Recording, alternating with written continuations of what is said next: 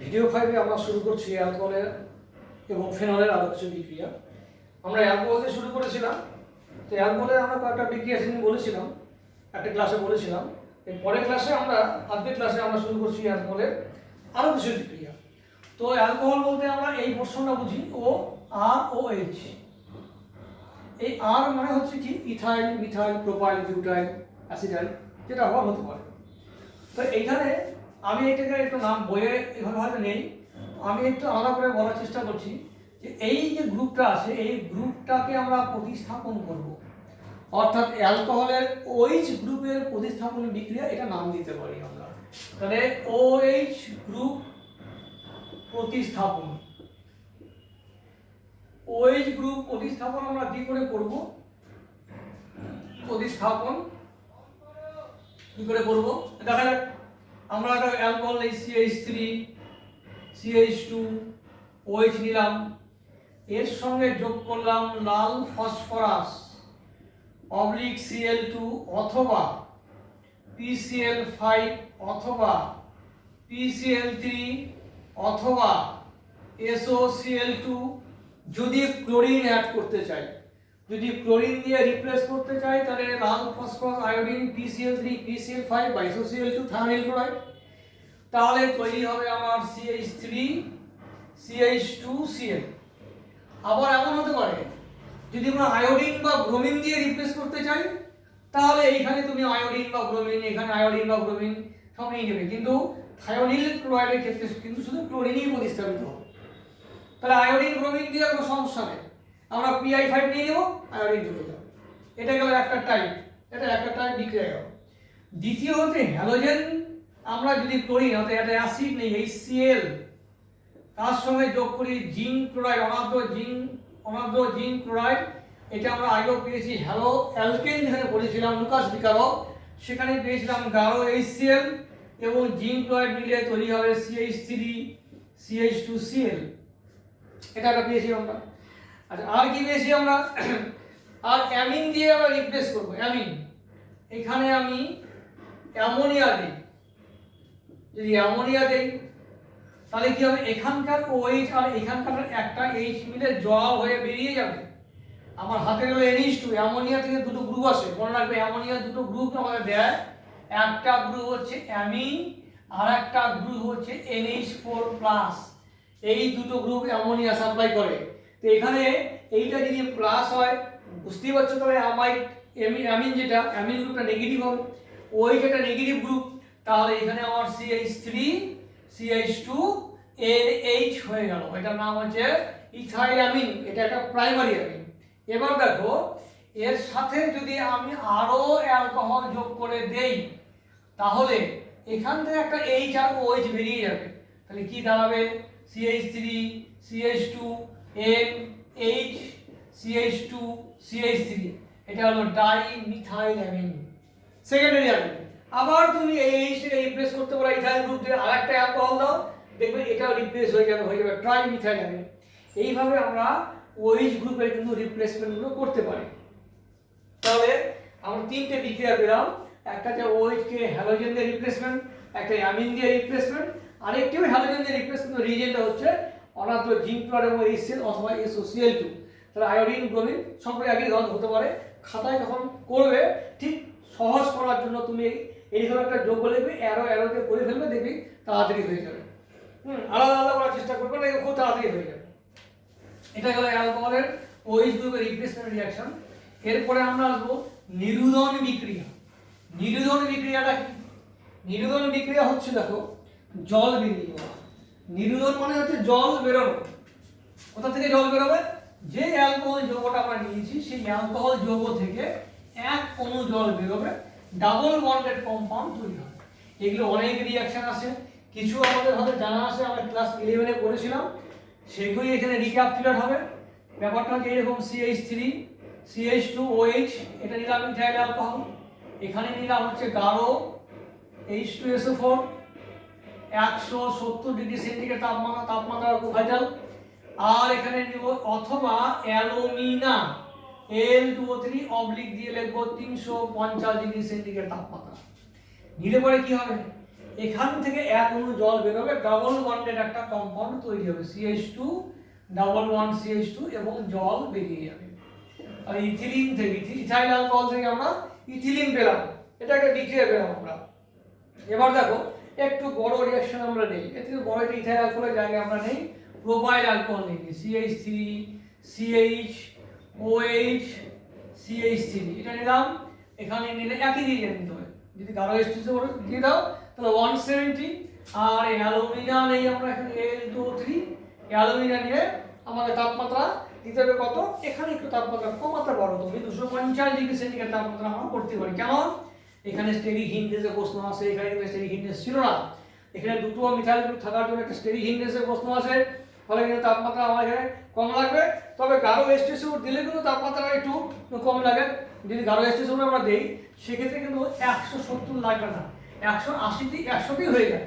আমরা যদি এখানে অর লিখে H2SO4 দেই আর 100 ডিগ্রি দেই তাহলেও কিন্তু একই প্রোডাক্ট হবে। কি প্রোডাক্ট হবে? ইথিলিন হবে, অ্যালকিন হবে, ইথিলিন বা অ্যালকিন হবে। অ্যালকিন মানে একটা OH, আর এখান থেকে একটা H বের হবে, CH3 CH double bond CH2 propylene তৈরি হবে। এবার আমরা আরেকটা গ্রুপ বাড়িয়ে দিই, এখানে H করে দিই, টারশিয়ারি করে দিই। টারশিয়ারি করলে পরে এই অ্যালুমিনা যদি আমরা নেই তাহলে তাপমাত্রা আরো কমাতে, অ্যালুমিনা নিলে তাপমাত্রা হয়ে যাবে 190 ডিগ্রি, এখানে 190 করে দিই, এখানে 190 করে দেবো। H2SO4 নিলে তাপমাত্রা কমে যাবে 180 ডিগ্রি, শুধু 80 ডিগ্রি হয়ে যাবে, এখানে হয়ে যাবে শুধু 80 ডিগ্রি সেন্টিগ্রেড তাপমাত্রা যদি আমরা H2SO4 নিই। আর তার উদ্দেশ্য হচ্ছে নির্গমন বিক্রিয়ায় জল বের হওয়া। কি কি নিলাম? প্রথমে এটা প্রাইমারি নিলাম, দ্বিতীয় সেকেন্ডারি করলাম, এটা টারশিয়ারি করব। টারশিয়ারি করলে অ্যালকিন তৈরি হয়, টারশিয়ারিতে আরো বেশি তাপমাত্রা কম, আরো কম তাপমাত্রা লাগবে। এই কারণে বলছি যে এখানে তিনটে মিথাইল গ্রুপ থাকার জন্য তোমাদের স্টেরিক হিন্ডেজ কাজ করবে, অর্থাৎ এখান থেকে এখন জল বের হবে, ঢাকাতে কি হবে, ফলে তাপমাত্রা আরো কম হবে, রিঅ্যাকশন হবে বেশি, প্রোগ্রেস হবে বেশি, রিঅ্যাক্টিভ হবে। তাহলে এখানে জল বের করবো, জল বের করলে আমার কি দাঁড়াবে, এইখানে শুধু হাইড্রোজেনের জায়গায় একটা মিথাইল লিখে দেবো, এই হলো। তাহলে প্রাইমারি সেকেন্ডারি টারশিয়ারি অ্যালকোহল থেকে কি করে অ্যালকিন তৈরি করা যায় আমরা বুঝলাম। প্রথমে 170, তারপরে 100 ডিগ্রি, তারপরে হচ্ছে 80 ডিগ্রি। যদি আমরা গাঢ় সালফিউরিক অ্যাসিড ব্যবহার করি তাহলে সেটা, আর যদি অ্যালুমিনা নেই তাহলে 250, তারপরে হচ্ছে তোমার 190, তারপরে কিন্তু তাপমাত্রা আরো কম, 150 ডিগ্রি সেন্টিগ্রেড তাপমাত্রা। এখানে কিন্তু আমার তাপমাত্রা হবে অ্যালুমিনাতে, টারশিয়ারি যদি নেই তাহলে কিন্তু এটা 150 ডিগ্রি হয়ে যাবে, 190 লাগবে না, এটা 150 ডিগ্রি হয়ে যাবে, অর্থাৎ তাপমাত্রা কমে যাবে আস্তে আস্তে। নিজে বুঝতে পারছো যত বেশি স্টেরিক হিন্ডেজ হবে তাপমাত্রা কিন্তু আস্তে আস্তে কমবে। এবার এখানে একটা মেকানিজমে আমরা আসি যে অ্যাকচুয়ালি কি করে এই বিক্রিয়াগুলো হয়, সেই মেকানিজম আমরা আসি, তাহলে তোমাদের ক্লিয়ার হবে। কারণ এত সহজগুলো হয়তো আসবে না, কিছু কিছু কঠিন আসবে। তারপরে যদি তোমাদের বিভিন্ন যে সর্বভারতীয় পরীক্ষা তোমরা দেবে সেখানেও এই মেকানিজমগুলো অনেক কাজে লাগবে।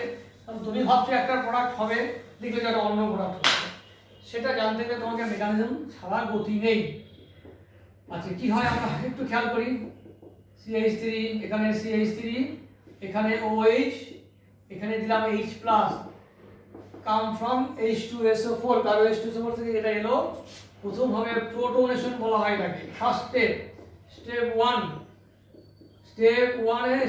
হচ্ছে ফার্স্ট স্টেপে একটা প্রোটোনেশন হবে। প্রোটোনেশনটা আমরা করলাম সি সবার ক্ষেত্রে অ্যালকোহল থাকলে এই প্রোটোনেশনটা হবে এবং এটা প্লাস হবে, এবং এইটা দেখে তুমি বুঝতে পারছো যে এটা একটা গুড লিভিং গ্রুপ, H2O একটা গুড লিভিং গ্রুপ, এটা বেরিয়ে যাবে, বেরিয়ে গিয়ে তৈরি করবে তোমার CH3, C এটা প্লাস লিখলাম, এখানে C, এখানে CH3, এটা ভেঙে এবার H এখানে লিখলাম।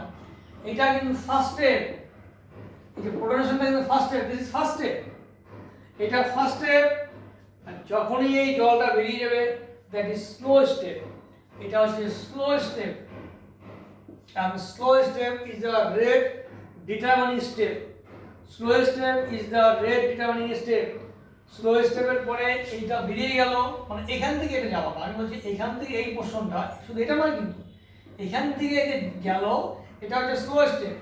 স্লো স্টেপটা তৈরি হয় একটা কার্বোক্যাটায়ন, আর এই কার্বোক্যাটায়নটা এরপরে কি হয়, স্টেবিলাইজড হয়। কি দিয়ে স্টেবিলাইজড হয়? মিথাইল মিথাইল মিথাইল, তিনটে মিথাইল গ্রুপ আছে, তাহলে 6টা হাইপার কনজুগেটিভ গঠন আমরা পাবো, বেশি স্টেবল হবে, এবং সেখান থেকে একটা হাইড্রোজেন ইলেকট্রন দিয়ে দিবে, এ -H+ বেরিয়ে যাবে, আর তোমার তৈরি হবে যে CH3 ডাবল বন্ড CH2 এই অ্যালকিন তৈরি হবে। এই হচ্ছে আমাদের মেকানিজম।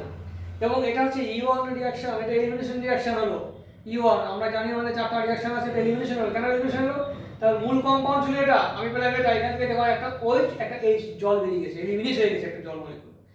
এবং সেই এলিমিনেশনটা দেখো, এটা যদি আলফা হয় এটা কিন্তু বিটা, এটা কিন্তু বিটা, এটা কিন্তু বিটা, বিটা এলিমিনেশন বলি এটাকে আমরা বলি বিটা এলিমিনেশন। এখানে বিটা এলিমিনেশন রিঅ্যাকশন হচ্ছে, অর্থাৎ এখান থেকে জল বেরিয়ে গিয়ে একটা নতুন একটা কম্পাউন্ড অ্যালকিন তৈরি হয়েছে।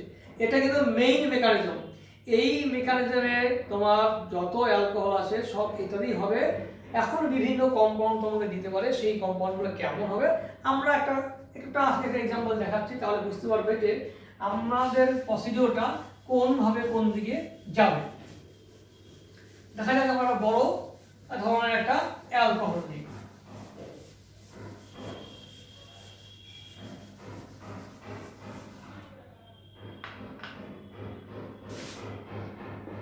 CH3C, এখানে CH3, এখানে CH3, এটা CH, এটা OH, এটা CH3, এখানে আমি H+ দিলাম, এই লোন পেয়ার এই অ্যাটাক করলো, CH3C, এটা CH3, এখানে হলো প্রোটনেশন, এখানে CH3 এটা প্লাস। এই পর্যন্ত আমাদের কোনো প্রবলেম নেই। ইলেকট্রন দিয়ে দিল, জল বেরিয়ে গেল, সরি ইলেকট্রন দিয়ে দিল, জল বেরিয়ে গেল, মাইনাস ওয়াটার, একটা কার্বোক্যাটায়ন তৈরি হলো, এই একটা কার্বোক্যাটায়ন তৈরি হলো। তুমি কি জানো তারপরেরটা হচ্ছে এলিমিনেশন। তুমি জানো তারপরেরটা হচ্ছে এলিমিনেশন, অর্থাৎ হাইড্রোজেন বেরোবে কোথা থেকে? বিটা কার্বন থেকে। এখানে একটা বিটা কার্বন আছে, এখানে একটা বিটা কার্বন আছে, এই বিটা কার্বনে কোনো হাইড্রোজেন নেই, তাহলে বাদিক থেকে হাইড্রোজেন বেরোয়ার কোনো প্রশ্ন নেই। ডান দিকে একটা বিটা কার্বন আছে, তাহলে হাইড্রোজেন বেরোতে পারে যদি বের হয়, যদি বলছি কিন্তু যদি বের হয়, তাহলে এইখানে যে কম্পাউন্ডটা তুমি পাবে সেটা হচ্ছে CH ডাবল বন্ড CH2, এটা তুমি পাওয়ার কথা। আমি এখনো বলছি না তুমি এটা পাবে কি না, বা পেলেও কতটা পাবে, পাওয়ার কথা। কিন্তু এইখানে এই বিটা কার্বনে একটা মিথাইল গ্রুপ আছে, এই একটা দুটো তিনটে, এখানে আছে প্লাস। তো এই মিথাইলটা মাইগ্রেট হবে, যাকে বলা হয় মিথাইল গ্রুপ মাইগ্রেশন। এটা কখন হবে? যখন মাইগ্রেশন হওয়ার পরে যে কার্বোক্যাটায়নটা তৈরি হবে সেটা যদি পূর্বের কার্বোক্যাটায়ন থেকে বেশি স্টেবল হয় তাহলেই মাইগ্রেশনটা ঘটবে, না হলে ঘটবে না। দেখা যাক আগেরটা থেকে এটা বেশি স্টেবল হচ্ছে কিনা আমরা দেখি একটু। CH3C, এটা হলো প্লাস, এখানে CH3, এখানে চলে এলো CH3, এখানে চলে এলো CH3, এই ছিল, এটা তৈরি হলো, প্লাসটা এখানে চলে এলো, শিফট হয়ে গেল। এই প্লাস তার মানে এটা বিটা কার্বন, এটা বিটা কার্বন, এটা বিটা কার্বন, এখানে তিনটে হাইড্রোজেন আর একটা 6টা হাইড্রোজেন, অর্থাৎ 7টা। এই যে কার্বোক্যাটায়নটা তৈরি হলো তাতে 7খানা হাইপার কনজুগেটিভ গঠন আমরা পেলাম, 3 3 6 1 7। আর এখানে কি পেলাম? এই কার্বোক্যাটায়নের কেবলমাত্র 3টি হাইপার কনজুগেটিভ গঠন পেয়েছিলাম। তোমরা ভালো করে জানো, more the hyper conjugative structure greater the stability. তাহলে কি দাঁড়ালো? এই কার্বোক্যাটায়নের থেকে এই কার্বোক্যাটায়নের স্টেবিলিটি অনেক বেশি হবে, তাহলে এটা থেকে যে প্রোডাক্টটা বেরোবে সেটাই বেশি স্টেবল হবে।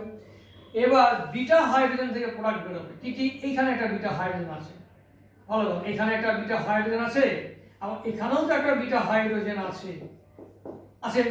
যদি এখান থেকে বের হয় তাহলে আমার প্রোডাক্টটা কি হবে? CH3C, CH3, এখানে C double bond C, CH3, এখানে CH3 হলো।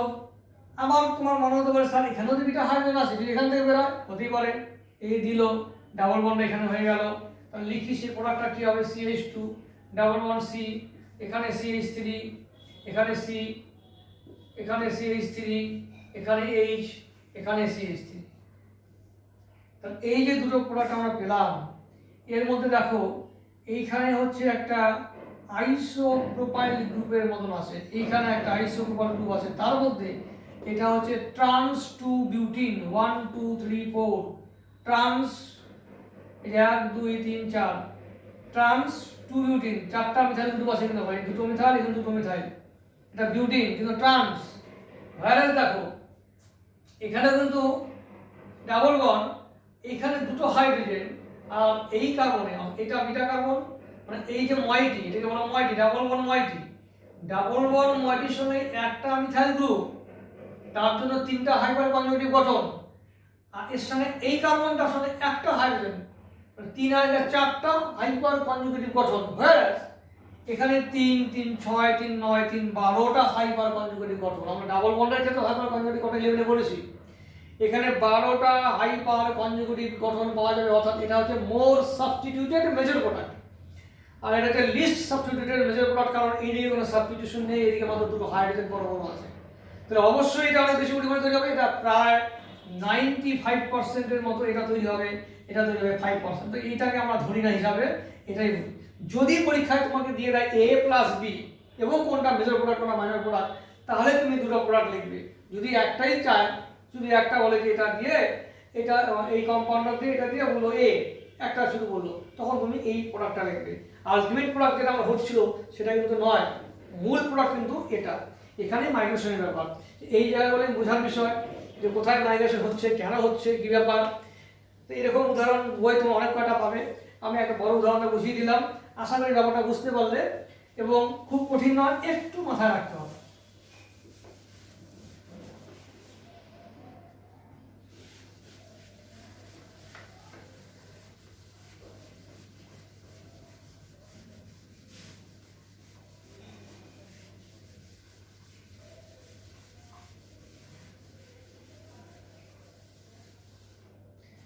তাহলে আমরা অ্যালকোহলের নির্জন বিক্রিয়া যেটা কয়েকটা পেলাম, এবার আমরা আসি জারণ বিক্রিয়া। অ্যালকোহলের জারণ বিক্রিয়া কি কি আছে দেখি আমরা। জারণ বিক্রিয়া,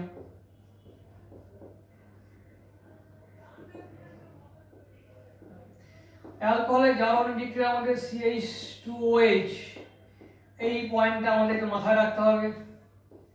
আরেকটি পয়েন্ট আছে CHOH, এটাও মাথায় রাখতে হবে, এটা সেকেন্ডারি অ্যালকোহল। আরেকটি আছে টারশিয়ারি অ্যালকোহল, যেটা সহজে জারিত হয় না কিন্তু বাই প্রোডাক্ট হিসেবে অ্যালকিন পাওয়া যায়। এই পয়েন্টগুলো আমরা জানি। তো আমরা একটা একটা পয়েন্ট ডিসকাস করছি। এখানে যদি জারক দ্রব্য দেওয়া যায় K2Cr2O7/H+, এখানে থার্ড ব্র্যাকেটের মধ্যে আমরা অক্সিজেন লিখি, মানে জারণটা বোঝানোর জন্য। তাহলে এটা প্রথমে তৈরি হবে অ্যালডিহাইড, তারপরে একই রিয়েজেন্ট দেবো আমরা, সেম রিয়েজেন্ট, এই অ্যালডিহাইডটা তৈরি হয়ে যাবে অ্যাসিড। এটা আমাকে একটু মাথায় রাখতে হবে কোনটা কি হলো। যদি আমরা প্রাইমারি অ্যালকোহল নেই, প্রাইমারি অ্যালকোহল ক্ষেত্রে প্রথমে জারণ হবে, জারিত হয়ে তোমার হবে অ্যালডিহাইড, তারপর হবে অ্যাসিড। তো এই জারক দ্রব্যগুলো কি কি আছে আমাদের একটু মাথায় রাখতে হবে। আমরা আমাদের সিলেবাসে কি কি জারক দ্রব্য ব্যবহার করতে পারবো, আমি 2-4টা কথা বলছি, বইয়ে আরও আছে। Potassium dichromate, potassium permanganate, potassium dichromate, potassium permanganate, sodium dichromate, chromium trioxide, তারপরে ওর সঙ্গে থাকবে তোমার পিরিডিন এবং HCl উইথ ডাইক্লোরোমিথেন মিডিয়াম। আবার কোথাও থাকবে CrO3, শুধুমাত্র পিরিডিন HCl, সেটা থাকতে পারে। CrO2Cl2 ক্রোমিল ক্লোরাইড, এটা থাকতে পারে। কখনো অ্যাসিড নাইট্রিক অ্যাসিডও একটা জারক দ্রব্য রূপে কাজ করতে পারে। এতগুলি জারক দ্রব্য আমরা পাবো। তবে সচরাচর যে জারক দ্রব্যগুলো বেশি প্রচলিত, বেশি মনে হয়, সেই জারক দ্রব্যগুলো হচ্ছে পটাশিয়াম ডাইক্রোমেট বা পটাশিয়াম পারম্যাঙ্গানেট বা সোডিয়াম ডাইক্রোমেট, এগুলো বেশি আমরা ইউজ করি। তো আমরা এখানে ইউজ করেছি পটাশিয়াম পারম্যাঙ্গানেট, পটাশিয়াম ডাইক্রোমেট। তো পটাশিয়াম ডাইক্রোমেটকে জারণ করলে পরে এই পোর্শনটা মাথায় রাখবে, CH2OH, এই জায়গাটা জারিত হবে, বাকি কিছু জারিত হবে না, বাকি যা আছে তাই থাকবে। যে সমস্ত অ্যালকোহলগুলো ভলিউমটা ছোট, অ্যাটমিক ওয়েট কম, মানে মলিকুলার ওয়েটটা কম, অর্থাৎ CH3 CH2 বা যদি প্রোপাইল অ্যালকোহল না, যা যদি বিটল অ্যালকোহল, মানে ছোট ছোট অ্যালকোহল, তাদের ক্ষেত্রে জারণটা এই রিজেন্টে ভালো হয়, যে প্রথমে হবে অ্যালডিহাইড, তারপর হবে অ্যাসিড। আমরা এই জায়গাতে স্টপ করাতে পারবো না, আমি আগের দিনে একটা ক্লাসে বলেছিলাম। যে অ্যালডিহাইডকে এইরকম জারক দ্রব্য যেটা তীব্র জারক দ্রব্য এটাকে অ্যালডিহাইড স্তরে স্টপ করানো যায় না, এটা আরও পরে স্টপ করাতে হয়, অন্য কোনো রিয়েজেন্ট স্টপ করাতে হয়। সেকেন্ডারি অ্যালকোহল যেটা, সেকেন্ডারি অ্যালকোহল যদি আমি জারণ করি এই রিয়েজেন্ট দিয়ে K2Cr2O7 এই রিয়েজেন্ট দিয়ে আমরা জারণ করলাম, হ্যাঁ H+ দিলাম, তাহলে এটা হয়ে যাবে কিটোন। তো কিটোনকে কিন্তু সহজে জারণ করা যায় না। আমরা কিটোন যখন পাবো দেখবো যে কিটোনকে কিন্তু সহজে আমরা জারণ করতে পারবো না।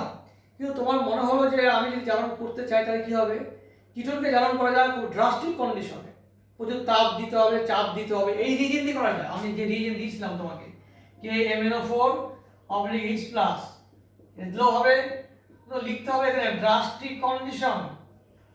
ড্রাস্টিক কন্ডিশন কথাটা লিখতে হবে, লিখতে পরে এইখানে ভাঙবে, এই পোর্শনটা হয়ে যাবে অ্যাসিড CH3COOH, যেটা পরে আমরা পাবো। আর এই পোর্শনটা হয়ে যাবে, প্রথমে হয়ে যাবে ফর্মালডিহাইড, তারপর হবে ফর্মিক অ্যাসিড, তারপর হবে কার্বন ডাইঅক্সাইড, আলটিমেটলি পাবো কার্বন ডাইঅক্সাইড, এটা পাবো আমরা। তাহলে এখানেই স্টপ করা যায়, ড্রাস্টিক কন্ডিশন ব্যবহার না করলে কিটোনে গেলে স্টপ হয়ে যাবে। আমার এটা লেখার প্রয়োজন নেই। আমাকে যদি বলে সেকেন্ডারি অ্যালকোহল জারণ করো, তুমি কিন্তু স্টপ করে দেবে, কোনো সমস্যা নেই। যদি সেকেন্ডারি অ্যালকোহলটা নাও, এখানে স্টপ করবে, পরে আর দেখাতে হবে যদি অ্যালকোহলটা ছোট হয়। কিন্তু যদি অ্যালকোহলটা একটু বড় হয় তাহলে সমস্যা আছে, তখন মাঝখানে আমরা ভাগ করবো, সেটা পড়ে যাচ্ছি। আর যদি ট্রান্সিট অ্যালকোহল হয় তাহলে কি হবে, এইখানে এই জারণের সময় এটা জারণ তো হবেই না, এখানে একটা অ্যালকিন তৈরি হয়ে যাবে, এখানে এখানে জল বেরিয়ে যাবে, এখানে তৈরি হয়ে যাবে CH3CH double bond CH2, propylene তৈরি হয়ে যাবে এখানে। এখানে যা তৈরি হবে সেটা হচ্ছে প্রপিলিন। এই প্রপিলিন কিন্তু আবার ড্রাস্টিক কন্ডিশনে ব্রেক করবে। আমি এটা বড় প্রপিলিন দিয়ে দেখাচ্ছি, এই প্রসিডিউরটা এটাই। আমি আবার আরেকটু বড় বড় কম্পাউন্ডে দেখাচ্ছি, তাহলে তোমার আরেকটু সুবিধা হবে, বুঝতে সুবিধা হবে। আচ্ছা, আমরা প্রথমে প্রাইমারি অ্যালকোহলের জায়গাটাতে আসি, এখানেই আসবো আমরা, কিন্তু চেঞ্জ করে দেবো। আমরা জানি অ্যালডিহাইড তৈরি হয়, অ্যাসিড হয়, সব আমরা পেলাম, এখানেও তাই পাবো, আমরা অ্যালডিহাইড পাবো। এই যে অ্যালকোহল, এটাকে আমরা একটু বড় করে নেই কি না, বড়, এখানে আমি 6টা বা 5টা আমি দিলাম, এখানে 5টাই দিলাম মনে করো, এখানে 5টা মিথাইল দিলাম, এখানে CH3 দিলাম, অর্থাৎ এটা হচ্ছে হেপটানল, 1 হেপটানল। একে আমরা জারণ করব, জারণ করে আমরা পাবো অ্যালডিহাইডই পাবো, এখানে আমরা অ্যালডিহাইডই পাবো এখানে, ঠিক আছে, অ্যালডিহাইড পাবো, সরি এটা CH পাবো অ্যালডিহাইড। এটাকে আর সরাসরি অ্যাসিডে পৌঁছানো যায় না, বড় অ্যালকোহল এখানে থাকবে। কি দিব রিজেন্ট, আমরা কি দিব, আমরা দেব হচ্ছে পিরিডিন, এইটা হচ্ছে পিরিডিন, আর দিব HCl, এই দুটো মিলে তৈরি হবে পিরিডিনিয়াম হাইড্রোক্লোরাইড, আর তৈরি হবে ক্রোমিয়াম ট্রাইঅক্সাইড, মিডিয়ামটা হচ্ছে CH2Cl2, এই রিয়েজেন্টটা লাগবে, এটা PCC বলা হয়। এই রিয়েজেন্টটা একটাকে বলা হয় PCC বলা হয়। এটা পিরিডিনিয়াম হাইড্রোক্লোরাইড তৈরি হলো, ক্রোমিয়াম ট্রাইঅক্সাইড লাগবে, CH2Cl2 লাগবে, ঠিক আছে। এটা দেখবে বই একটা জায়গায় কলিন্স বিকারক, জোন্স বিকারক বলে একটা জায়গা আছে, সেখানে এটা পেয়ে যাবে। এই রিয়েজেন্ট দিলে পরে বড় বড় যে অ্যালকোহলগুলো আছে, লম্বা চেন অ্যালকোহলগুলো আছে, সেটা কেবলমাত্র অ্যালডিহাইডে পরিণত হবে, সেখান থেকে আর অ্যাসিডে আমরা যেতে পারবো না, সেখান থেকে অ্যাসিড আর যাওয়া যাবে না। এবার আমরা একটা সেকেন্ডারি অ্যালকোহল নেই, কিন্তু এটা বড় অ্যালকোহল নেই, দেখা যাক তাহলে কি হয়।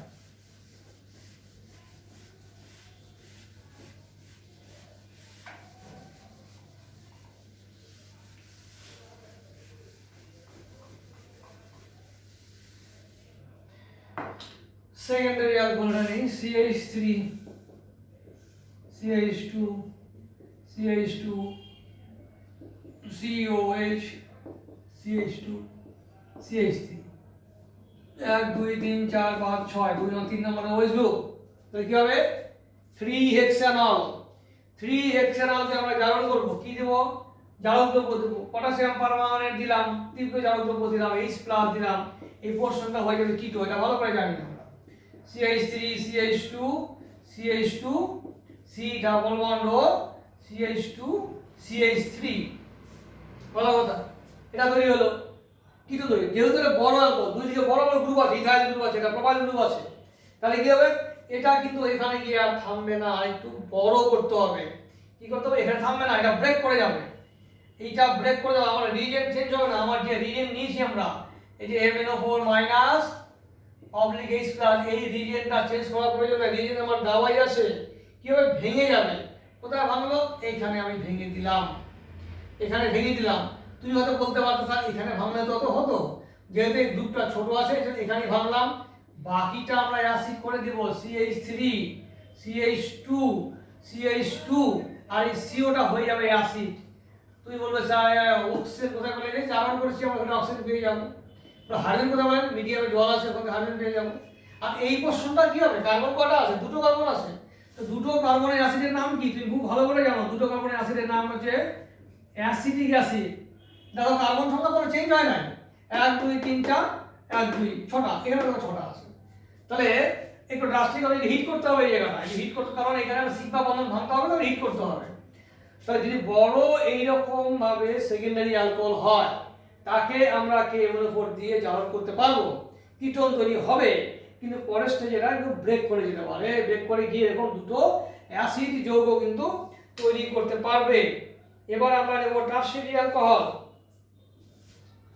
টারশিয়ারি অ্যালকোহলে জারণ দেখি আমরা, তোমরা যখন বাড়িতে পড়বে তখন জারণ নিয়ে যখন পড়বে তখন জারণটাই ভালো করে পড়বে, তাহলে মনে থাকবে, সবগুলো একবারে করতে গেলে কিন্তু ভুলে যাবে, এবং খাতায় প্র্যাকটিস করে করতে হবে, খাতা লিখে লিখে করতে হবে, শুধু পড়লে হবে না, খাতায় বারে বারে লিখতে হবে। তো দেখা যাক আমরা একটা বড় নেই, CH3 নেই, CH3 নেই, আরে এটা একটা বড় করে দিই, CH2 CH3 করে দেই, এটা OH করে দেই, এটা CH2 করি, এটাও CH3 করি, এরকম করে দিলাম। এটা একটা টারশিয়ারি অ্যালকোহল, তিনটে গ্রুপ আছে, দুটো ইথাইল গ্রুপ আছে, একটা মিথাইল গ্রুপ আছে। এই গ্রুপের ক্ষেত্রে আমরা এটা জারণ করব, কি দিয়ে জারণ করব, আমরা যে জারণ করব জানি, sodium dichromate oblique H plus. তাহলে কি হবে, এখানটা কি হবে, কিটো হতে পারবে না, যদি কিটো করি আমরা তাহলে 5টা বন্ধন হয়ে যাবে, তাহলে কি হবে, একটা ডাবল বন্ডেড কম্পাউন্ড তৈরি হবে। তাহলে এদিক থেকে আমি একটা ডাবল বন্ডেড কম্পাউন্ড তৈরি করে দেই, CH3 CH2 C, এটা CH3, এটা ডাবল বন্ড, এটা CH, এটা CH3 হয়ে যাবে, অর্থাৎ এখান থেকে একটা H মিলে জল হয়ে বেরোবে, এখানে ডাবল বন্ড হয়ে যাবে।